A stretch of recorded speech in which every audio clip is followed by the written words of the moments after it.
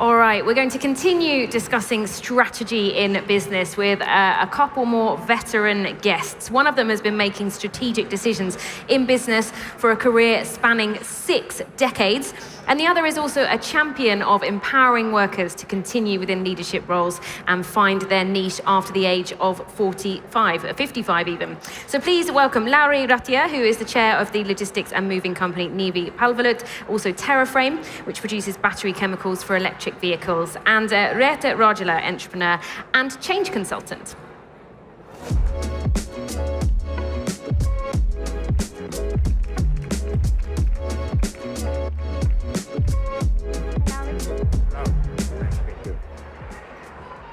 Hello.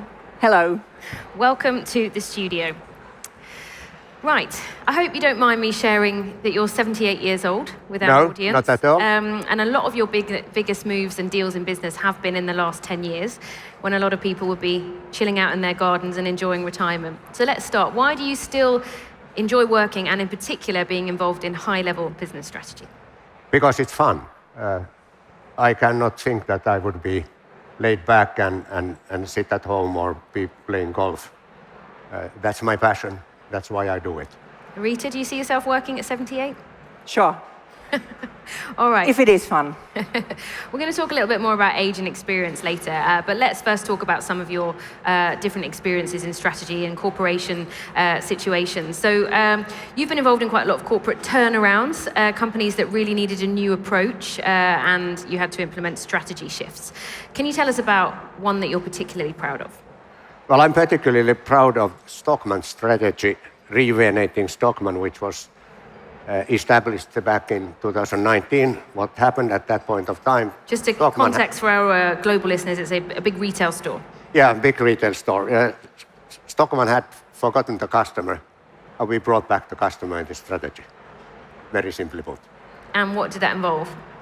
Well, it changed how Stockmann looked at the clients. Generally speaking, it tried to be something for everybody, and that's a concept that doesn't work nowadays.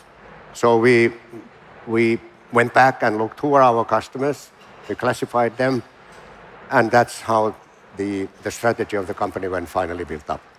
Reetta, what do you think the key components are of a whole new strategy when a company knows it really needs to turn direction?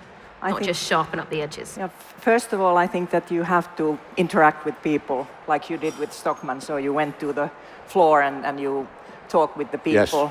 Yes. You need to, when you then come to closer, what is the actual strategy, you need to have a strong why. You need to turn it into a really compelling, and as Sanna said, honest story, which goes into people's minds, people's hearts, people's bones, so that they can believe it. Then you need to understand really in concrete terms on what is the impact to people. So different people groups, and then you have to very kind of persistently tell the story, tell the concrete change to people, and continue that forever, because the strategy is never ready. You have to live it in the kind of normal life, normal days, every day. We were speaking earlier with Sanna about how she believes here in Finland there can be a tendency to stay on a path. We've said that we'll do this, we'll keep going. Do you think that is shifting, and does it need to shift? It has to shift. So you have to, in a sense, in your route with your strategy, you have to listen, and you need to kind of elaborate all the time. And whenever you need to a little bit shift, or if needed, you need to shift totally. So if something happens, you need to really kind of make decisions as you discussed earlier. Now, why do you think it's been like that for a lot? Well, I think that transparency is the key word nowadays. You have to be yourself. You have to lead from the front, and you have to be part of the team. And I mean part of the team by walking on the floor or wherever. So you have to be capable of telling what you think and who you are. So do you think some managers haven't been as involved at the sort of lower level, and that's why they've just kept going on in a direction without seeing what the impact is on workers or customers? Well, take it this way. How can you do decisions on top if you don't know what is going on the floor? That's why you need to move there, you need to meet people, you need to discuss with a lot of people to understand where we should take this company forward. Okay, let's move on and talk a little bit more about age. Reetta, you've set up the 55 Rise and Shine project, which is to try and combat age discrimination. What do you see as the main opportunities and benefits for having more older workers as part of your team? First of all, the older workers really kind of hit my ears. Anyway, I think Lauri is an... What definition would you prefer? I would say people with longer careers, more experienced people.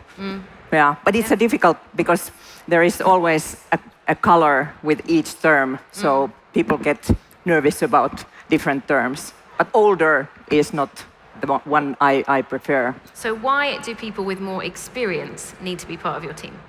Well, Lauri is an example. Also, we in Rise and Shine, we always want to base everything on data. Data tells us that people with more age are more motivated, committed, more productive, and so on. So this is coming from very many researches.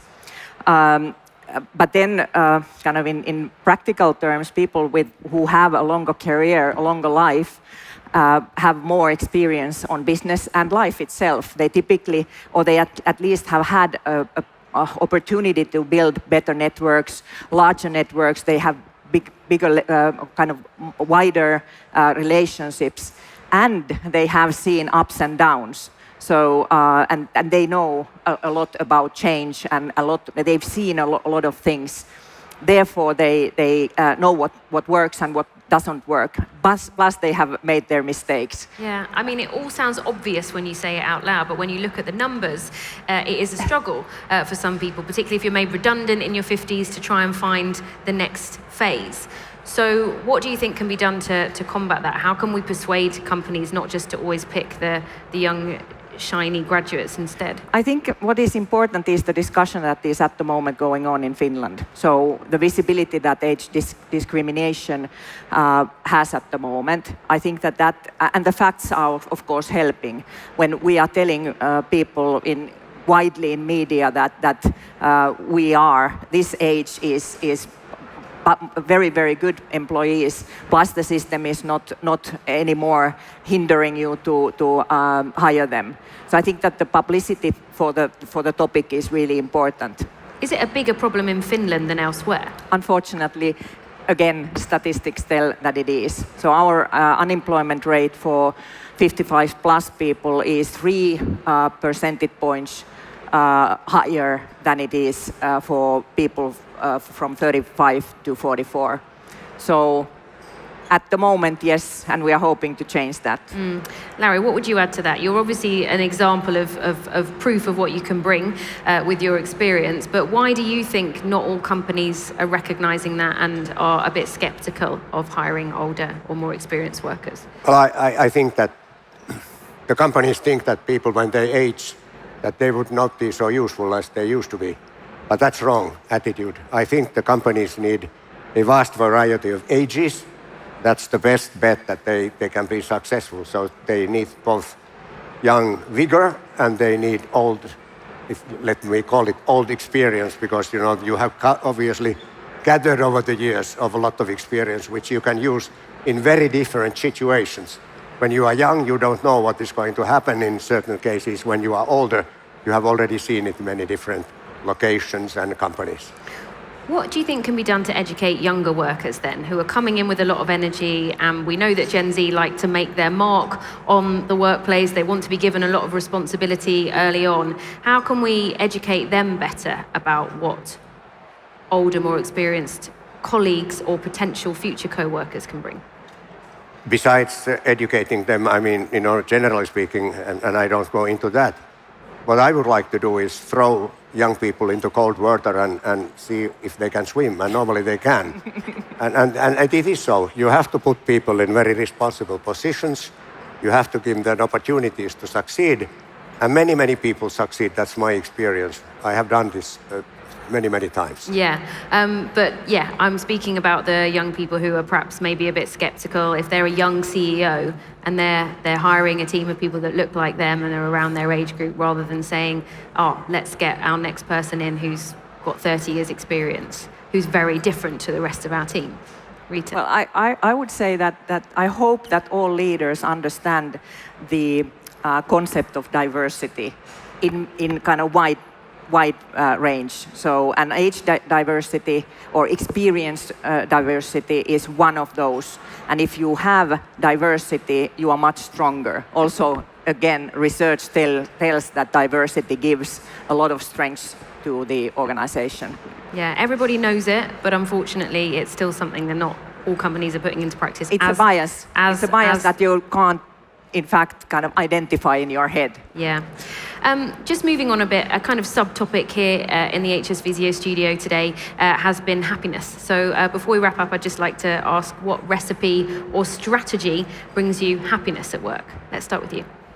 Well, I think if you set yourselves targets, like you normally have to do in transitions and in many other situations, the happiness comes into that you work with people and you reach the targets, because you know that's where you get the kicks. What about you, Reetta? I have copied it from a friend who has copied it from Range Rover, and it's one life, live it. Brilliant. Thank you so much. Lovely to have you both here in the studio. Enjoy the rest of the day. Thank you.